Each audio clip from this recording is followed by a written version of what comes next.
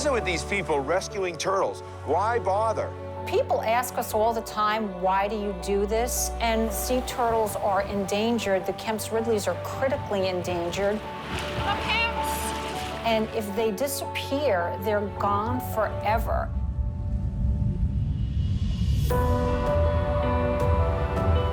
We didn't even know the turtles were here in this area. Cape Cod has some of the rarest of the rare in the world. These are all juvenile turtles. Most of them are 2 or 3 years old. We start every season, it's a mystery to us what's going to happen. It's looking like maybe one of the biggest days ever. We're knee-deep in turtles. We've really transitioned this year to treating more life-threatening problems, trying to get each turtle to survive till the next day. With so many Kemps, I thought the future of Kemp Ridleys could be right here in front of our eyes. We are a life-saving service, so whether it be humans or animals, we're here to help out. We're so close to making this a long-term success, we can't stop. It would be like fumbling the ball on the 1-yard line in the last minute of the 4th quarter.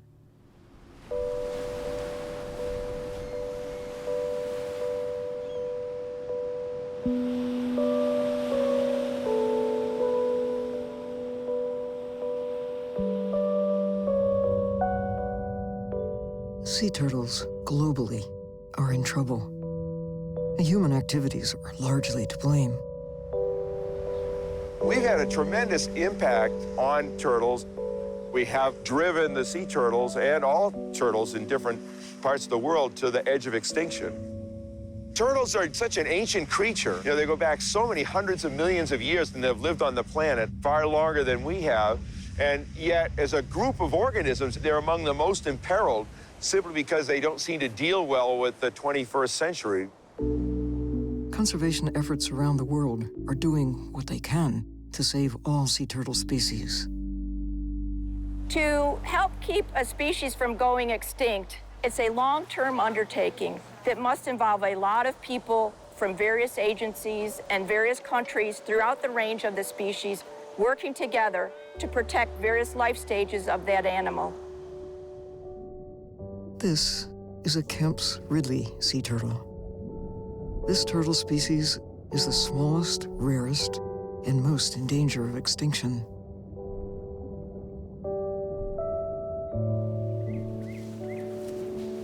And it faces many challenges in the wild.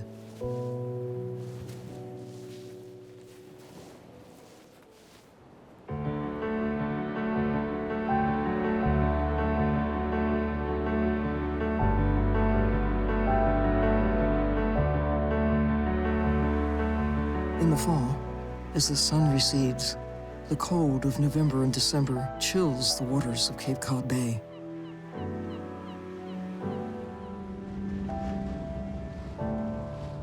Back in the summer, these young subtropical sea turtles were swept north on warming currents. Now, they wash up in droves on bayside beaches. The cold ocean has shut them down and made them weak. The term for their condition is cold-stunned, and nothing short of rescue can save them from certain death. In fact, some of the turtles that wash up are already dead. But if one of these volunteers is in time and the turtle is still alive, it has a 75% chance of surviving. Other species of turtles get caught by the cold too, but 90% of the sea turtles rescued on Cape Cod Bay beaches are these critically endangered Kemp's Ridleys. There's no doubt they need rescue at this point in time. The question is, how did they get here in the first place?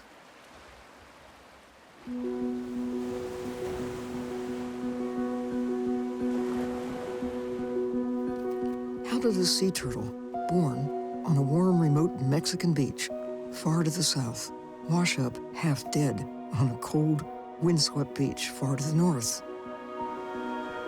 The answer begins in the Gulf of Mexico.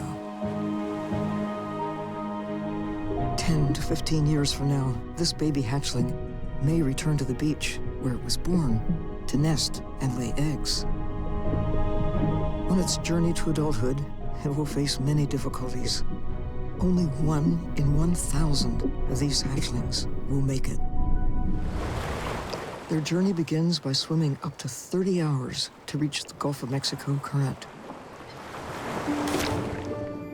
Once they reach the current, a majority of the Kemp's Ridleys will remain in the Gulf of Mexico to live out their lives. But not all of them. Others will get caught in the Gulf Loop current. It will sweep them through the Straits of Florida and out into the Atlantic Ocean. Then they will catch a ride on the Gulf Stream and travel north to New England. These are all juvenile turtles. Most of them are 2 or 3 years old. What we see here in Cape Cod Bay and north is not an annual migration. It is a one-time life stage where they travel north. But how do they end up in Cape Cod Bay every fall and near death? Scientists think it may go something like this. In the summer, they get spun out of the Gulf Stream and head west into warm, shallow pockets of water to feed. Then autumn blows in from the north, and the drop in water temperature catches them by surprise. When the turtles feel the change in temperature, they start south. But instead of heading back to the Gulf Stream, they are herded into the coast by the northeast winds of fall, and for some, right into Cape Cod Bay. Now, the long, curved arm of the Cape is in their way. They swim into the bay, and nature works against their escape. There are 2 natural hooks in the bay, one in Provincetown and the other in Wellfleet. These are the obstacles in the way of their escape. The other obstacle is the cold ocean to the north, and their instinct is to swim away from it. In the end, they are hopelessly trapped, and now the cold works a deadly change on them. Stunned by the cold, they are hypothermic and unable to even swim. They begin to wash up on bayside beaches. In fact, their only chance for survival now is to be blown onto Cape Cod beaches and be rescued by a human being. Excellent! Hello there. We're here to take you off the beach. All right. We may look like aliens, but we're your friends. Massachusetts Audubon's Wellfleet Bay Wildlife Sanctuary is ground zero for all sea turtle strandings on Cape Cod. Every year, staff and up to 150 volunteers make the effort to rescue stranded, cold-stunned sea turtles. We start every season, it's a mystery to us what's going to happen. This is Dennis Murley. He coordinates the volunteers. 1 down and 49 to go. A 30-year sea turtle rescue veteran, Dennis knows what it takes to save these Kemp's Ridleys. We tried to incorporate the public. Wouldn't possibly be able to do this without the volunteers. They've become stewards of those beaches. Dennis and staff will send volunteers out on sea turtle patrols during every high tide, day and night, over a period of 6 to 8 weeks in November and December. And they are dedicated. We cover the whole beach so we don't miss any turtles. Sometimes we have to go in the water to rescue the turtles, and whatever it takes. A local radio talk show is on the air, and he goes, "What is it with these people rescuing turtles? Why bother? You know, why are they doing this?" And, you know, we're just going, why not? Don't you want to be in a community of caring people? And don't you want a compassionate population of people? The quicker that you can get these turtles off the beach and out of the cold air, the higher chances you have that they'll respond to treatment at New England Aquarium and ultimately be releasable. That's our end game here, is we want these juveniles to grow, get stronger, breed, make more babies, and hopefully save these endangered species from extinction. The conditions are ideal for finding turtles. It's critical that if we do see something come in, we just have to get it off the beach or bury it as soon as possible, cover it, because the temperature is so low. It's actually safer in the water. The water temperature is higher than the air temperature today. We were out a couple weeks ago on a nor'easter, pouring rain, and we walking like this, just bent over. We didn't find anything, but that's what it is. You do it for the turtles. We retired here from New York 5 years ago. We read an article in the local paper that sea turtles were getting washed up on the shore because they were cold stunned, and we didn't even know that turtles were here in this area. We went out to see if we could find any turtles, and the very first time we went out, we did find a turtle. Unfortunately, that one didn't survive, but we've been doing it ever since. The only thing worse than this is a little bit of sleet. It's raining, sleeting, hailing. 3 o'clock in the morning, we're out here because that's when the turtles will blow in. Even though there's football going on during the weekends when we do go out and look for the turtles, my preference is I'd rather be out on the beach looking for the turtles any day of the week. Barry Tompkins spots a Kemp's Ridley. Oh, little baby! All right, let me dig a hole. All right, so we want to get him out of the wind. It's critical.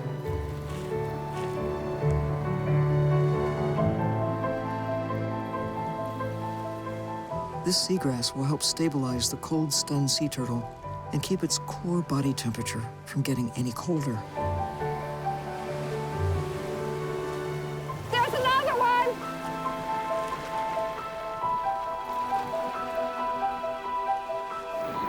This one's alive. He's swimming. This is the first time we've ever found 2 in like 5 minutes. There's another one! Get him out of the wind. On several beaches to the north, volunteer Nancy Rabke has already found 5 sea turtles. It's even more incentive when it's this cold because you know that you have to get them off the beach right away or they're not going to make it. When there isn't a wind, the turtles can die because they're never pushed on shore. With the west wind for so many days consistent, this is probably our best chance of getting them out of the water before they die. In the next 5 minutes, Nancy will find the most sea turtles she's ever found during her 5 years as a volunteer. Okay, it's a Kemp's Ridley. It's alive. It's got some reaction to it. Okay, here's another one, upside down. Because of the sheer volume of cold-stunned sea turtles, even the camera crew has to help out with the rescue effort. Let's see how much further we can go. Last season, I did not find a single turtle on my walks. You get that okay? There's another one. Okay, so now we've got 6. I think we're gonna have to get off the beach and get these into a car. Physically, we can't carry more. Sea turtle season on Cape Cod is in full swing. This one's flying. Bob Prescott runs the sanctuary and leads the sea turtle rescue efforts. He knows a lot because he's seen a lot. For a comment on algae, it's heavy algae, meaning its shell is completely covered. Sometimes we have a halo. Sometimes we have even more than this, but this is pretty heavy algae. We're going to carefully lift the turtle up and look at the belly and see what the algae looks like. Ooh, look at this barnacle. And you think about the number of people that Bob teaches annually through Mass Audubon, through their students, their interns, and having energy like his being spread to younger generations who might care about taking care of turtles is amazing. He's exactly the type of ambassador we need. Look at that. Oh, man. Spike. Boy, this is a punk rocker for sure. Unlike land turtles, sea turtles cannot hide their heads and legs inside their shell, which is otherwise known as a carapace, making them more vulnerable to predators and also becoming cold-stunned. Nearly 40 years ago, Bob Prescott was the first person to discover a sea turtle in Cape Cod, and he did something about it. I found my first turtle in 1974. It was dead, and it was upside down, so it was white, pure white on the underside. And I go, oh my God, this is a sea turtle. I didn't even know what species it was. The Ridley is not a common turtle, but we kept finding them every year. The Ridley had plummeted to such a low number that every individual counted. And so that's why we got involved, and then you just sort of look at the problem and what are the solutions? And I said, you know, we can set this up in a way with volunteers and get people out in the right place at the right time so that they can find them. Since 1974, over 4,700 sea turtles have been found on Cape Cod beaches. Pulling the cold-stunned sea turtles out of frigid Cape Cod waters is just the start. The first step in their rescue. The sanctuary warms them up and examines them for wounds and other problems. Then they prepare them for transport to the New England Aquarium Animal Care Center in Quincy, Massachusetts, on the other side of Cape Cod Bay. Hey, Adam. We have picked up 31 turtles last night and this morning. I think there are 3 greens and the rest are Ridleys. There's definitely a couple that came in this morning that were very, very limp because it was 27 degrees out. We'll have a driver within half an hour or so. I do a lot of the day-to-day overseeing of the efforts, communicating with the aquarium to determine when they're able to accept the turtle and when they're not. Dozens of sea turtles in trouble all at once strains the system, but it doesn't stop it. Banana boxes are a nice sturdy box with a lid and a bottom that you can stack them easily. They have air holes that are big enough to let plenty of air into the animal, but not big enough that the turtle can climb out of the box. Then we don't have to worry about weight crushing them and the turtles getting injured in some way while they're in the boxes. Its individual numbered tag goes in that box with it, as well as the data sheet with all of that turtle's information, like location, who found it, where, when, and its measurements. Every step of the way, it's the turtles getting a step closer to them being rehabbed, them being put back into the ocean. They've been rescued, but they're still in trouble. They need to get to the Animal Care Center at the New England Aquarium within 24 hours, or all bets could be off. Off to Quincy. I've been coming to save the sea turtles on Cape Cod for over 20 years. I actually live off Cape. I drive 95 miles each way to get down here, another 80 miles or so to get to the Marine Animal Rehabilitation Center in Quincy, and then back to Wellfleet. It's very, very, very gratifying for me. The Kemp's Ridleys arrive in Quincy and immediately go into turtle rehabilitation. And that's a Sea Turtle Stranding and Salvage Network form. And that's a national number that goes into a national database. Then we'll assign it an aquarium number so we can track it within our systems. So the numbers get painted on the back. I think you've seen a lot of these turtles swimming around. They look like race cars. The rehabilitation process for many of these sea turtles will take months, and in rare cases, years. The ultimate goal is to heal and release them back into the ocean. They come in pretty variable conditions. Some of them have only been debilitated for days, while others may have been already debilitated for weeks. It's common when they wash up on beaches that they will have had injuries to their eyes or injuries to their shells. When these turtles are really cold, they become physiologically deranged. Their heart may only function once every 1 or 2 minutes, and their kidney function goes down, and that just leads to this cascade of problems that eventually will kill them if we don't correct it soon enough. The swimming at the very beginning is critical, and that gives us a lot of information about the turtle. What are they capable of when they come in here? Sometimes we have to support it and stimulate it a little bit. Sometimes they never come around, and that's a critical case, so that turtle needs to be worked on immediately. So when they come in, they get that supervised swim roughly at the same temperature or no more than 5 degrees higher than their body temperature. And then they graduate 5 degrees a day in those smaller, more shallow pools until they graduate to the larger pools that you see here. The turtles go through phases of their rehab. The initial few weeks is the most critical phase. Initially, we're just trying to rehydrate them, adjust all of the abnormalities in their body, get their heart functioning better, get them swimming, and get their body temperature up to normal. Their stress hormone levels, and I'm referring to corticosterone, which is their main stress hormone, is through the roof. It's the highest level that anybody's ever measured in any sea turtle has been measured here in these turtles. Some turtles look pretty good externally when we just examine them, but then you look at their blood results or their x-ray results and you find that they actually have significant problems. This is their initial x-rays, so their first x-rays that they've received. Usually they get it within 3 to 7 days of arriving at the facility. And it's one of the first things we do diagnostically besides blood work to assess their condition. If they're back flippers, we tape their legs out. So that way we can get a good look at the femur, make sure there's no fractures. And depending on their status, they'll get x-rays every 2 to 4 weeks while they're in rehab. His flippers look okay, no fractures that I could see.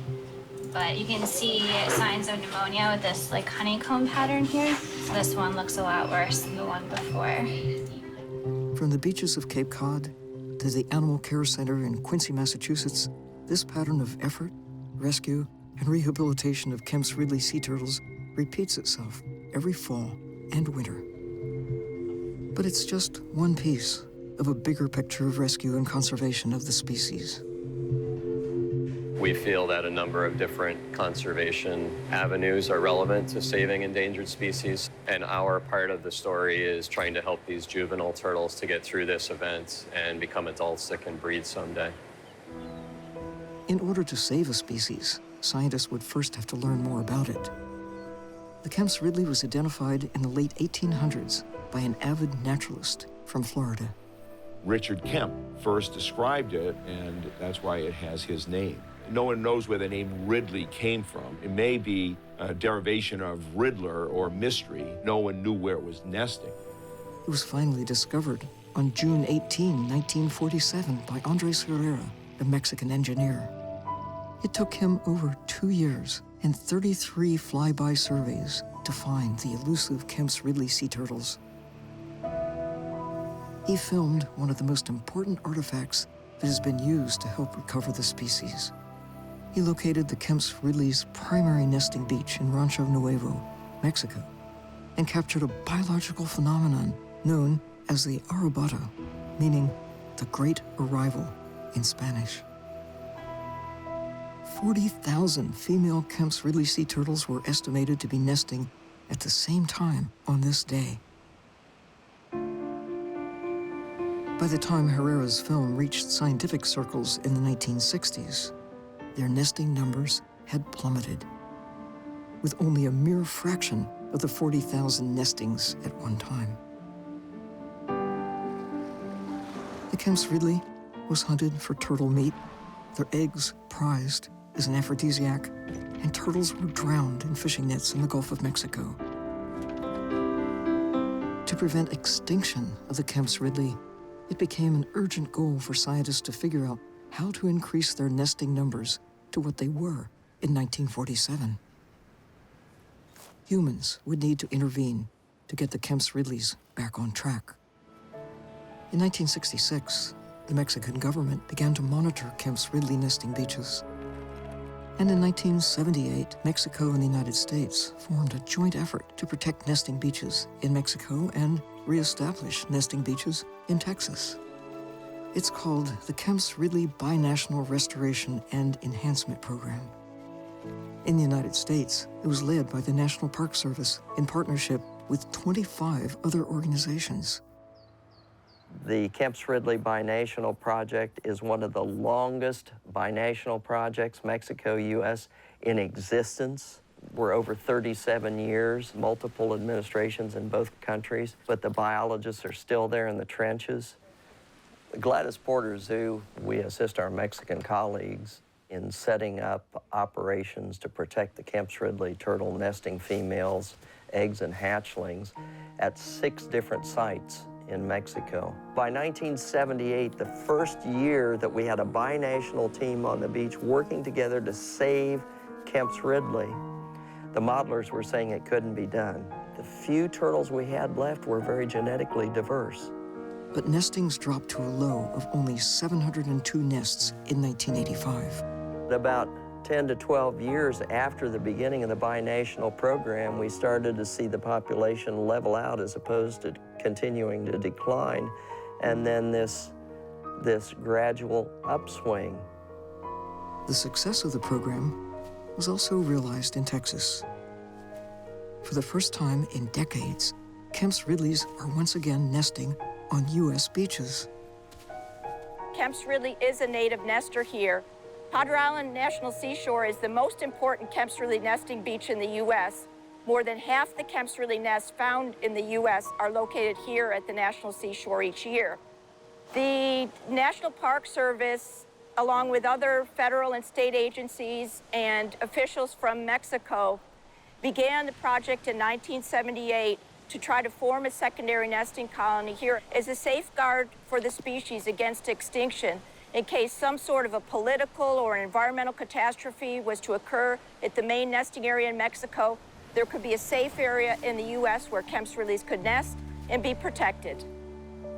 There have been more than 222,000 nests protected by our binational crew and more than 12 million hatchlings put out into the Gulf of Mexico. Protecting Kemp's Ridley nesting beaches was not enough. Sea turtles were being drowned by fishing vessels in record numbers in the Gulf of Mexico. Something had to be done to stop it. When the Endangered Species Act was passed, we knew that we had a problem with sea turtles being caught in shrimp trawl nets. The government now had a mandate. They had to fix this problem. And what came out of that research was the turtle excluder device. And it was invented by the National Marine Fisheries Service, fishermen and government scientists here in the U.S. That device has now spread to fisheries around the globe. I travel throughout the Gulf of Mexico checking these things. I go aboard the boats, visit with the fishermen, look over these particular specifications. We discuss their gear. If I see a problem, we'll try to work on it and solve it. The biggest challenge that I faced with TEDs were in the 1980s. There was quite a bit of industry resistance. There was a lot of fear of putting these large holes in their nets and losing shrimp. TEDs have helped because now we have a device that will exclude 97% of turtles that enter the net. They are configured in a way that most of the turtles, small or large, when they get to that net, the turtles will go out. The shrimp, the things that the fishermen are trying to target and to catch, they're keeping the gross majority of those. In fact, statistically, there's no difference in what they catch and don't catch with a TED. Industry came around. For the last roughly 20 years, the shrimp fishing industry here in the Gulf of Mexico have been some of our most ardent and stalwart supporters. And this is one of our big success stories. We always didn't see eye to eye on every issue, but they've put their money into helping the Kemp's Ridley as opposed to litigation and fighting in the courts. They actually built the Tepehuajes turtle camp in Mexico, and that's one of our most important Kemp's Ridley turtle camps. No one wants to be the bad guy. If you give them the opportunity, they'll help you. So I think that's one of the take-home messages from our project to perhaps other endangered species projects around the world.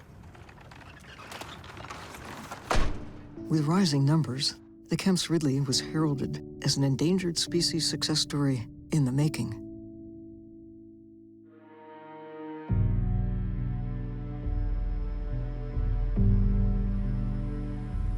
But it would all change in 2010, when the worst oil spill in United States history would again test the fate of the species. Prior to the oil spill, we were seeing a 12 to 15% increase per annum in the number of nesting turtles on the beach.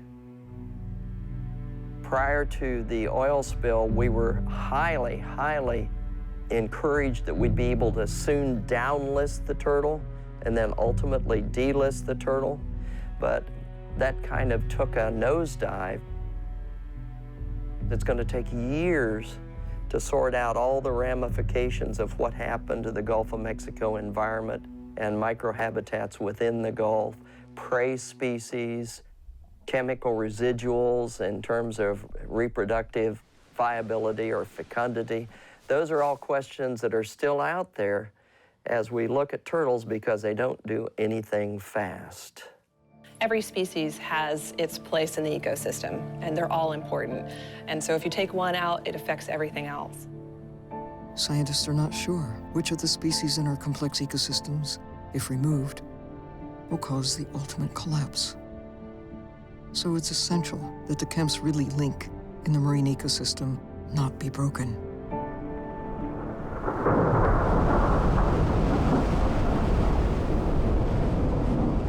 Back in Cape Cod, Strong winds are forecast for 5 consecutive days. There's a high chance for cold-stunned sea turtles to wash ashore.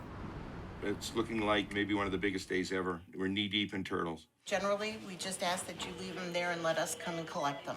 We are swamped with turtles. I probably have received somewhere between 75 and 80 calls a day. Campground, small, Ridley, okay? And that's a big Cooks Brook, Ridley, okay? There's another turtle. All right, either call Mark or James. Yep, they're up there.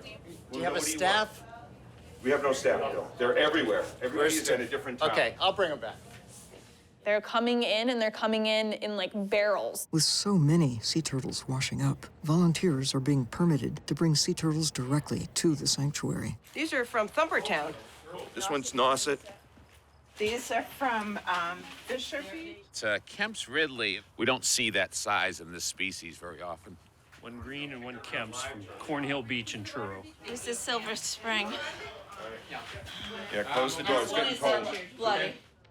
People driving with lots in their cars from one beach that they stopped at. The stack would just keep getting higher and higher. Exciting on the one hand, but then at the same time, it's like, wow, we've got to really step up the speed and make sure we process all these turtles in time so that they can get out of here. Massachusetts Audubon staff and volunteers find out the New England Aquarium Animal Care Center can no longer receive turtles. When the New England Aquarium reaches 80 turtles, that's their emergency capacity. We called it an emergency pretty early on in the season. The aquarium is basically at capacity. Yeah, they're just so busy. There's no one to even answer the phone. And now we're 2 or 3 days behind. With a second straight day of over 100 sea turtle strandings, a 278-pound female loggerhead strands. It's the largest loggerhead ever recovered in Massachusetts history.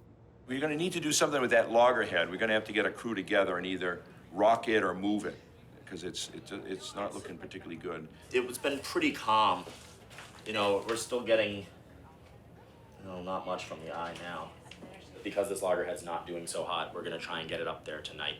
1, 2, 3. Yep. Oh, great. All right. Even though the New England Aquarium is at capacity, it's critical to keep this adult female loggerhead alive to maintain threatened loggerhead populations. Found unresponsive at the New England Aquarium's Animal Care Center, emergency procedures were conducted to try and revive her. Unfortunately, she did not survive. We're trying to, save as many as we can. And each tide now, it's getting colder, the water's getting colder, and so the percentage that survive goes down, down, down.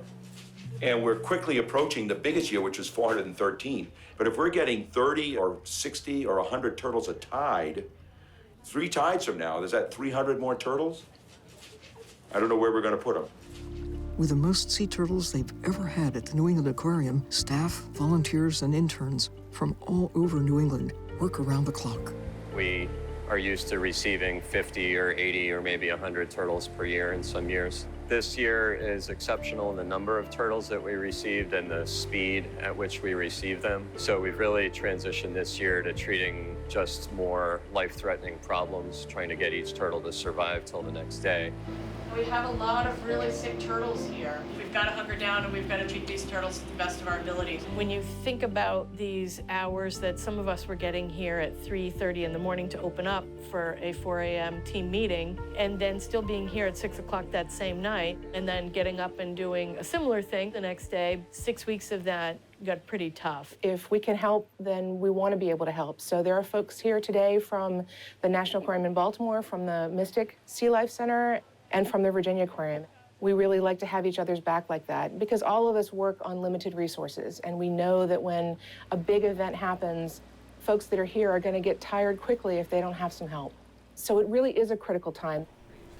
In the clinic, veterinarian Dr. Kathy Tuxbury immediately recognizes the turtle 562 is drowning. Senior biologist Linda Laurie can barely detect a heart rate.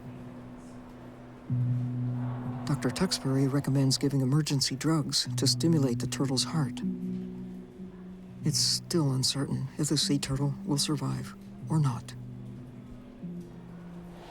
Unfortunately, they come to us like this and we just have to figure out how to fix them. We use our clinical knowledge and our training, our veterinarians, to try to rehab them and bring them back to health. There's a lot of necrotic tissue in this pocket.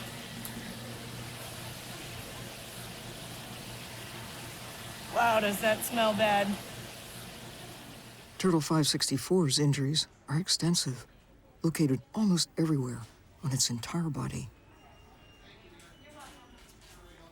Even Turtle 564's face is scarred. The rehabilitation team will use all of their resources and work day after day for weeks to save as many sea turtles as they can. But it's impossible to save every turtle. Kemp's Ridley sea turtle 562's heart never recovers, and it dies the following day. Human actions continue to impact the survival of sea turtles. Entanglement, marine debris ingestion, boat propeller injuries. Over 52% of the sea turtles in the world have ingested plastic. Each one's all that more important to protect now as we have this uncertainty with a long-term trend for the population. But there are increasing complications that may prevent them from making an unprecedented comeback. Warming of the oceans is a concern to many species. There may be changes to the food web of the species, inundation of beaches due to rising sea levels. Sea turtles have temperature-dependent sex determination, with warmer temperatures producing primarily females. If that got to be a point where we were only producing females over the long term, we could produce males just by incubating the eggs at lower temperatures. Where the increase in temperature may have an impact in the future with Kemp's Ridley, the ambient temperature, when it gets up around 100 Fahrenheit, is lethal to most reptiles. A couple years back, one of our crew members was watching a female along with a bunch of other females come ashore and realized that that turtle hadn't moved in a long time, went over and it was dead. Sometimes they'd overheat and go back to the water without laying eggs because they got too hot. If the ambient temperature becomes too hot for a large number of turtles and it takes them a longer time to find and dig their nest cavities, that could be a problem. Or maybe the turtles will adapt their behavior.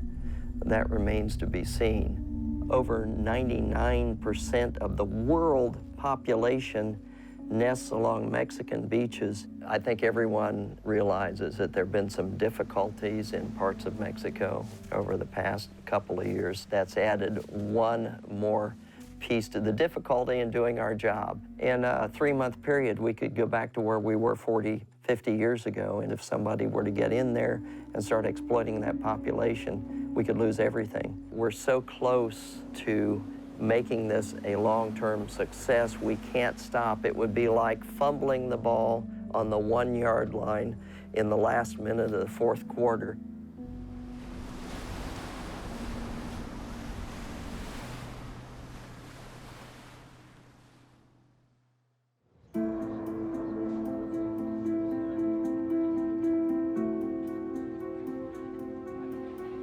We're well over 500 by now, so this is uncharted territory.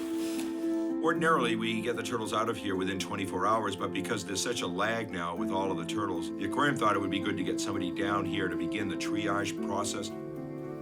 Veterinarian Dr. Leslie Neville from the New England Aquarium sets up a satellite clinic to provide emergency relief. We started some of the health assessments down here, getting their heart rate and respiratory rate. We're trying to send up the turtles that have the best chance of survival. The turtles that have been here for a day or so, and we're gonna give them subcutaneous fluids. And this fluids has electrolytes and sugar, just to kind of keep up with their hydration. This one looks pretty good. We're also trying to pick the ones that have been there a little bit the longest. Sometimes I did kind of, beg if we could, bring in a couple more. Every hour or two, we were reassessing the situation because they kept coming in such a large number. How many did you find today? 18. I have 11. Yeah, is that a turtle? Bring it in here.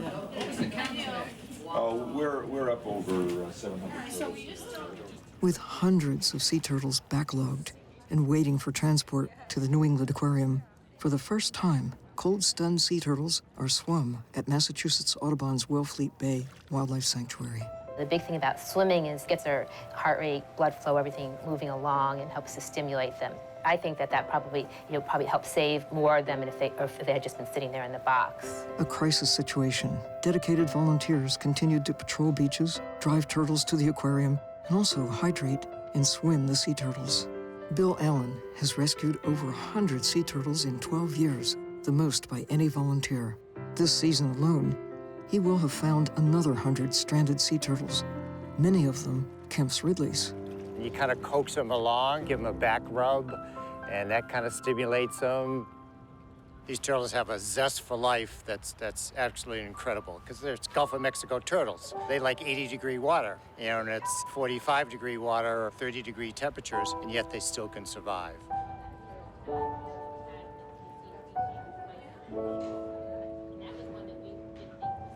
We're the difference between life and death in these turtles. And when you pick a turtle up and you see that it's alive and its flippers start flapping and it raises its head, almost to say, thank you. It's a great feeling.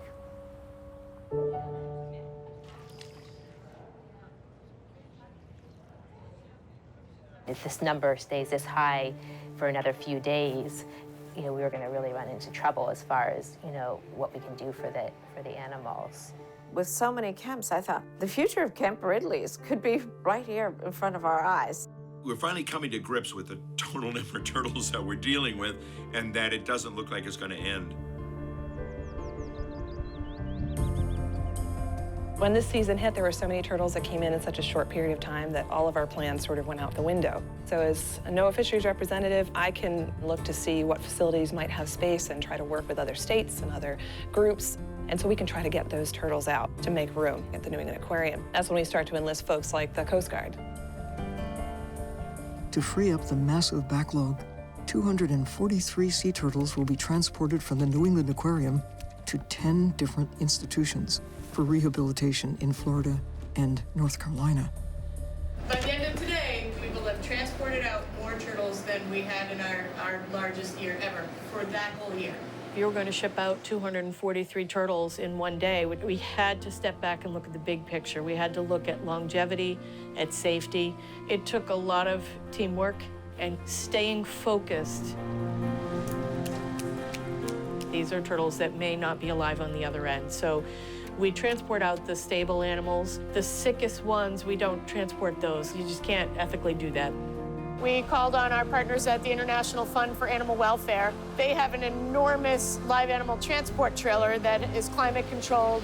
The staff at the New England Aquarium could not handle this alone. We're doing it as a team. We're getting a lot of help. IFA's here today. We have Mystic here. Kate Sampson has been really taking care of all the logistics. Thank you, thank you, thank you. It was emotional, stressful, exhausting, but also rewarding. And that's what kept us going every day. Last turtle. Good? Yeah. 193 of the 243 sea turtles are loaded for the beginning of a 1,000-mile journey to Orlando, Florida. Good job, team. Thank you very much. We're way ahead of schedule. This is excellent. 193 endangered species. As the sun rises, the sea turtles have 60 miles to go to the United States Coast Guard Air Station, Cape Cod, to catch their flight. They will be riding on the Coast Guard's newest search and rescue plane. Connie Marigo sorts out the logistics with 2 of the air crew who will fly the sea turtles to Orlando, Florida. Okay, so we're ready. Okay, all right. Well, there are 100 boxes to move, so there is a little bit of work, but we've got a great team here. And then once we get everything situated on the pallets, we're going to strap them down and forklift them all. We are a life-saving service, so whether it be humans or animals, we're here to help out. It's just a huge effort, and we already have several hundred turtles back at the aquarium, even though we're shipping out. By the end of today, we'll have shipped out a total of 243 turtles. These have all graduated. These have all graduated. These are the best candidates for flight. Given an event this size, we need all our staff back there treating turtle after turtle after turtle. You're saving us in every way here. You think they mind being in banana boxes? I don't think so. I think they're just going to be so happy to come out on the other side in nice, warm, sunny Florida. Yep.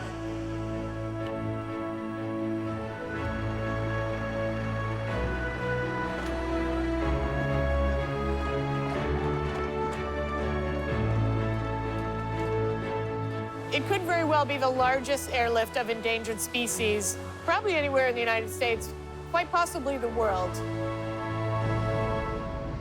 We need a lot of different resources to be able to make it happen, and we want it to happen quickly. So not only do we need people to donate their time and sometimes their resources, but we need it to happen immediately. That's where the general aviation community came in. Those are corporate or private pilots. We were lucky enough to be hooked up with a particular individual named Leslie Weinstein. He asked me what my needs were, and he's the one who put out the call to the general aviation community. So we saved the turtle from right here in Boise, Idaho again.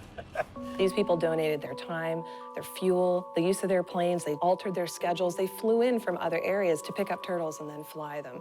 During the 2014 annual Cape Cod stranding season, sea turtles were either flown or driven from the New England Aquarium to 21 other facilities in Massachusetts and 10 other states. There were 2 Coast Guard flights, 12 general aviation flights, 1 NOAA flight, and 5 car transports.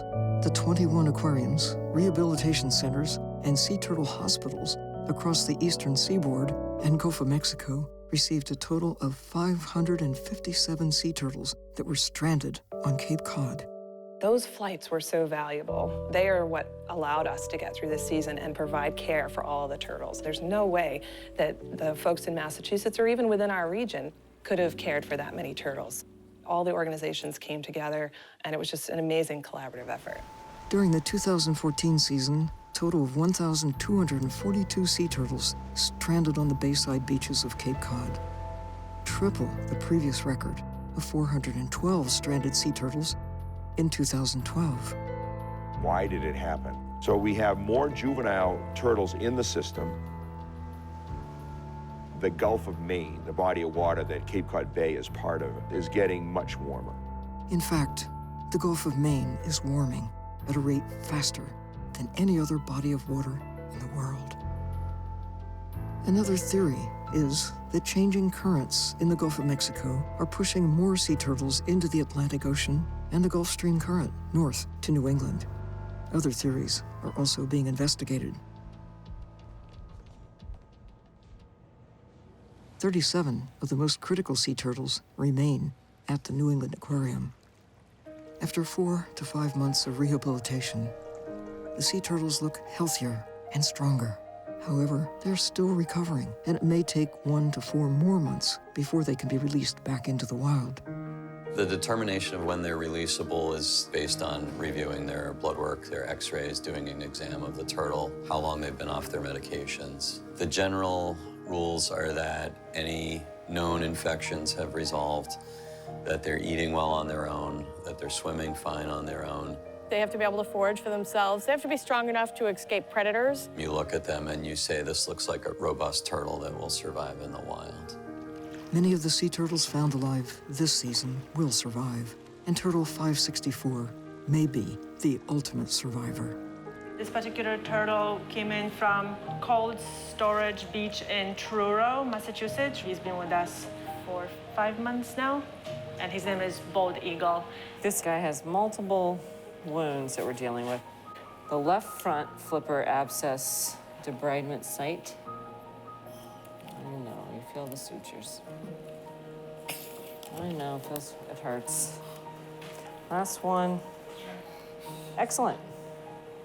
This turtle, when he first came in, had more affected tissue than normal tissue. So he had wounds and scars and lesions and scabs and necrotic tissue pretty much everywhere on his shell, on his body, on his flippers, on his neck. You pretty much were afraid to touch this turtle for the fear that it's going to, fall apart when you touch it.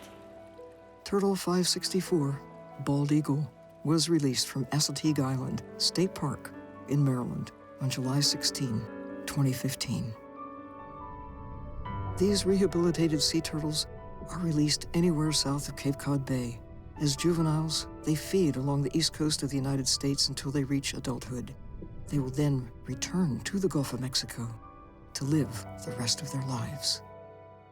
Through satellite telemetry data, when these turtles are released, we are seeing very good survivorship and a return to what would be considered normal behavior. Before this event, we had released almost 1,000 Ridleys, and now this year we're going to be adding maybe 600 or so to that number. So putting back 1,500 turtles over the time just here, and then start looking at some of the other rehab centers.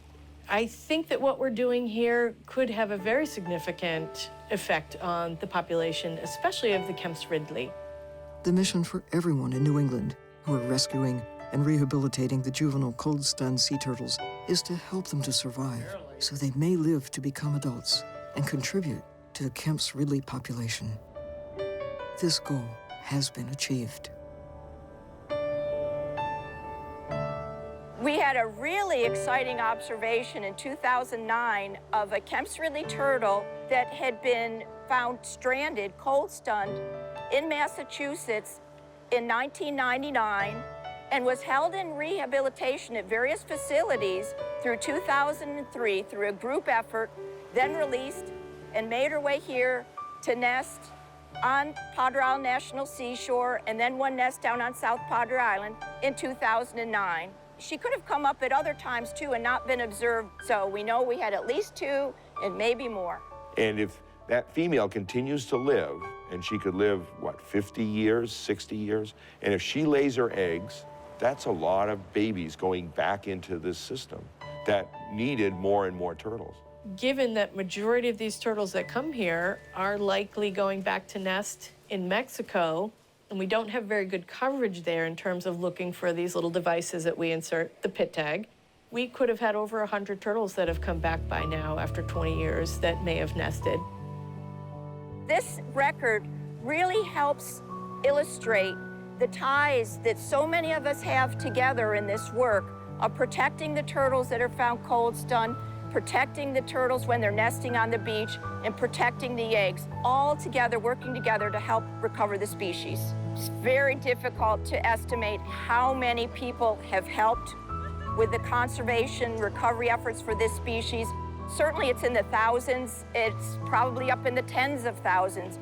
When you see this kind of community involvement and this kind of passion for a project like this, it's hard not to also feel a lot of hope about the way that the world is going to come together and work these things out in order for us to survive and in order for us to ensure that as many species as possible survive.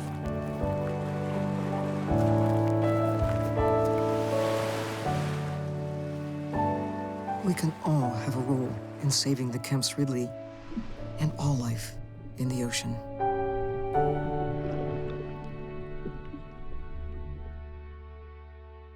"24 of the sickest Kemp's Ridley sea turtles from the 2014 season in Cape Cod have been successfully rehabilitated and are heading home to be released back into the wild. To minimize stress on the sea turtles, 9 members from the New England Aquarium's Animal Care Center drive over 1,000 miles for 20 consecutive hours from Quincy, Massachusetts to the warm ocean waters off Jekyll Island, Georgia. A fair number of turtles came with us, 24 to be exact. So we partnered with the Georgia Sea Turtle Center, came down here, and we're doing a big joint release. We've been involved with the New England Aquarium for many years. We have a collaborative program. We'll take some turtles every winter to help lighten the load. The rehab process has been long. It's been months. To get to this point today has been an exhausting amount of work. All righty, we good to go? Let's do this. People often ask me, well, won't you miss them? Don't you worry about them? And of course I do, especially given what's in our oceans. But I also feel really good. It's highly rewarding to be able to put some of these turtles back, knowing that individually we made a difference to that animal, would clearly have died. We had hundreds and hundreds of people that came to see the release with their kids and families, and just seeing how excited they are, this is, I think, the best part of our jobs.